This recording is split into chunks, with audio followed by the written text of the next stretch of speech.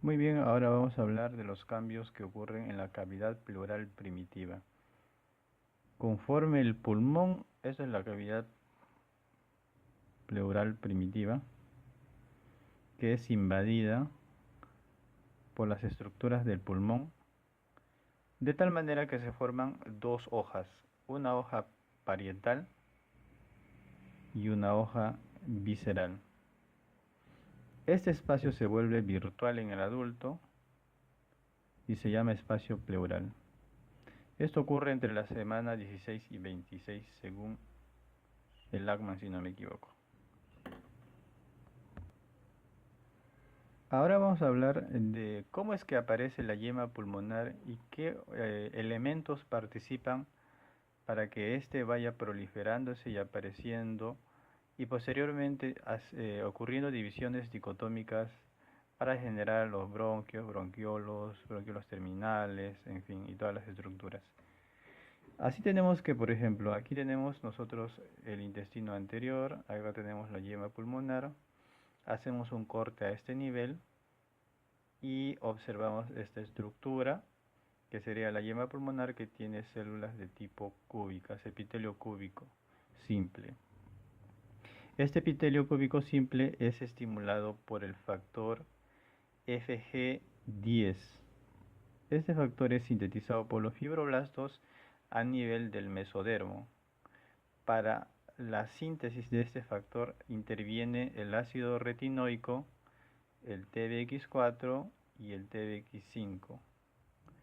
Estos favorecen su síntesis y el FGF10 favorece la señalización y proliferación de las células epiteliales.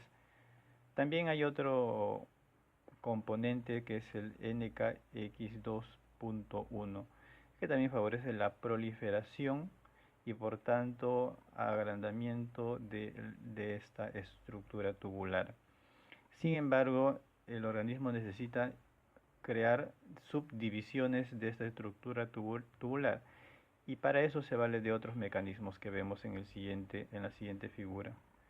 En primer lugar, en esta punta van a aparecer mecanismos que van a retener el crecimiento. Así tenemos, por ejemplo, que aparece este factor que es el BMP-4 que se incrementa. También tenemos que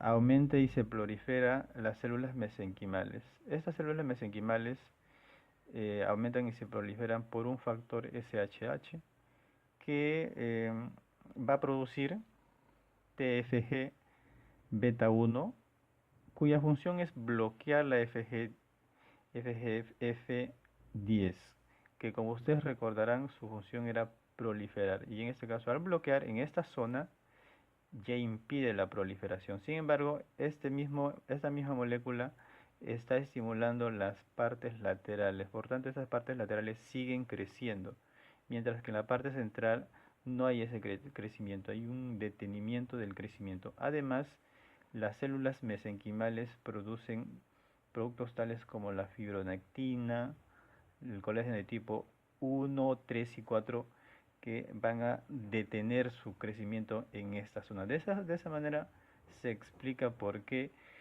es que aparecen, por ejemplo, las yemas pulmonares a partir de la cuarta semana.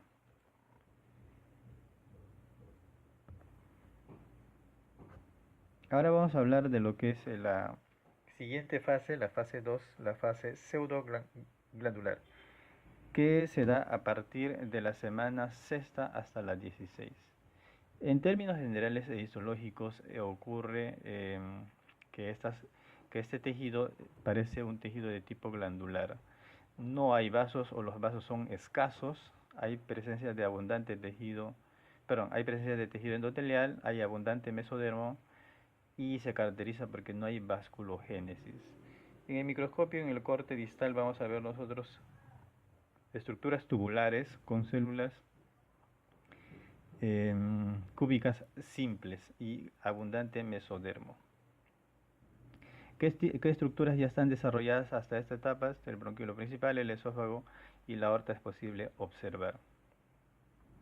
Después de la fase pseudoglandular viene la fase canalicular, es decir, la formación de canalículos, que es a partir de la semana 16 a la 26. Aquí vamos a observar nosotros que hay aumento de la luz de los bronquios y bronquiolos, aumento de los vasos sanguíneos, los cuales, estos son los vasos sanguíneos y en este caso son capilares, se acercan poco a poco a los bronquiolos respiratorios.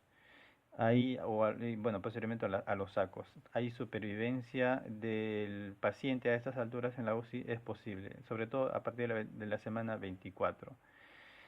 Hay dos estructuras importantes que hay que considerar, que son los bronquiolos terminales, esos son los bronquiolos terminales, y los bronquiolos respiratorios, que más adelante van a dar a los sacos. O sea, acá hay puras estructuras de tipo canalicular.